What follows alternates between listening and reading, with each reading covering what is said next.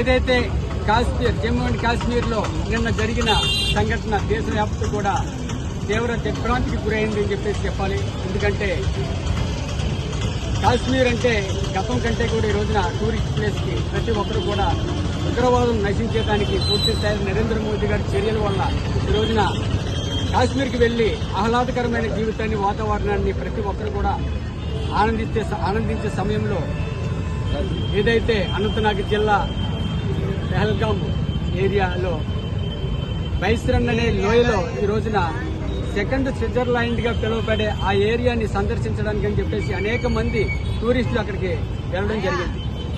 ఇది గతం నుండి కూడా ఈ ఉగ్రవాద చర్యలు మాటు వేసి వీరందరినీ కూడా 50 మంది 60 మంది ఉన్నారు, వీరందరినీ కూడా ఒక చోటకి చేర్చి వారు కూడా ఏదంటే ఒక ఆర్మీ డ్రెస్ లో వచ్చి వీరందరినీ కూడా టూరిస్టులందరికీ ఒక పక్క చేర్చి ఎందుకు చేరుస్తున్నారనే అనే లోపే ఈ రోజున వారి మీద కాల్పులు జరపడం జరిగింది. కాల్పులు జరపడం కూడా అడిగి మరిని, ఎందుకంటే వారు మీ పొలం అడగలేదు, మీ ప్రాంతం అడగలేదు, వర్ణం అడగలేదు, మీదే మతం అంటే ఏ మతం ఉంటే నష్టం, మీదే మతం అని అడిగి వారిని కాల్చేసే పరిస్థితి.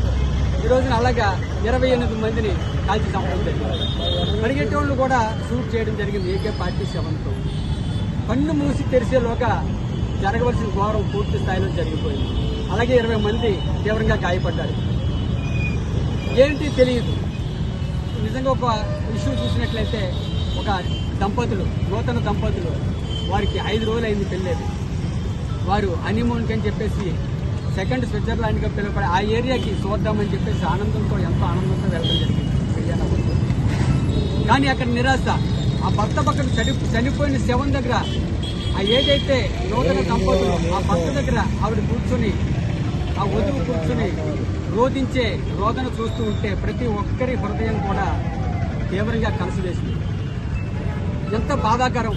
ఇటువంటి బాధాకరమైన విషయం వినడానికి మనందరూ కూడా ఎంతో బాధ కలుగుతూ ఈ రోజున మనం ఖండించడం తప్ప, వారికి ఘనమైన నివాళులు అర్పించడం తప్ప చేయగలిగింది ఏమీ లేదు అనుకోవద్దు. తప్పకుండా నరేంద్ర మోదీ గారు పర్యటన ముగించుకుని వచ్చారు.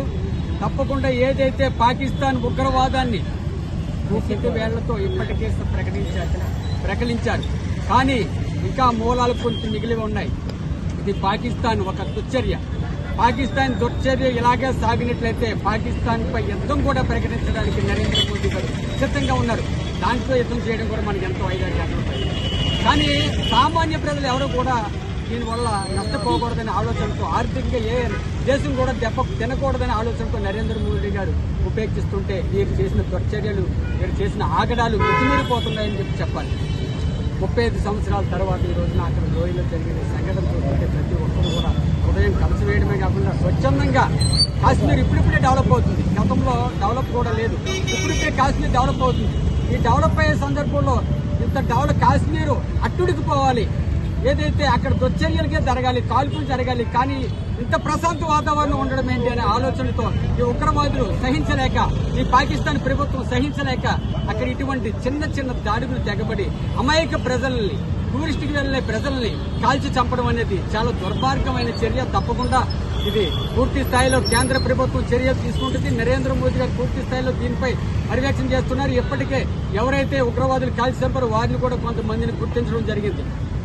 ఈ దుశ్చర్యలు ఆగకుండా ఉండాలంటే కేవలం పాకిస్తాన్ ని నడ్డి విరిచేలా దాకా భారతదేశం పూర్తి స్థాయిలో సమైక్యమై ఉండకపోతే మాత్రం వారు ఇటువంటి సంఘటనలు చేస్తూనే ఉంటారు. కాబట్టి తప్పకుండా ప్రజలందరికీ ఒకటే వినియోగించుకోవాలి. ప్రజలందరూ కూడా ఈ ప్రభుత్వానికి సపోర్ట్గా ఉండి పాకిస్తాన్ ఉగ్రవాదాన్ని కూకటి వేలతో ప్రకటించే వరకు భారతదేశం నిద్రపోదు, నరేంద్ర మోదీ గారు కూడా నిద్రపోరని చెప్పేసి ఈ సందర్భంగా తెలియజేసుకుంటూ జై హింద్, జై భారత్, భారత్ మాతాకి వారి ఆత్మకు శాంతి కలగాలని చెప్పేసి కోరుకుంటూ